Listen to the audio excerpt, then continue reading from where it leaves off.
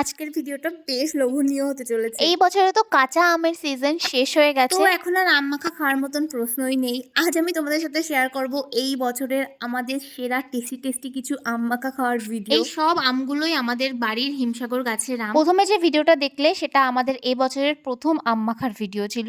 তো সেই আম মাখাটা খাওয়ার পরে আমরা উপলব্ধি করি যে কিছু মিসিং আছে, আর সেটা হচ্ছে কাসুন্দি। তো নেক্সট আম মাখাতে আমরা সর্ষে বেটে ওর মধ্যে হলুদ, লবণ মিক্স করে কাসুন্দি বানিয়ে আম মাখা খেয়েছিলাম, কারণ তখন আমরা কিনে উঠতে পারিনি কাসুন্দি।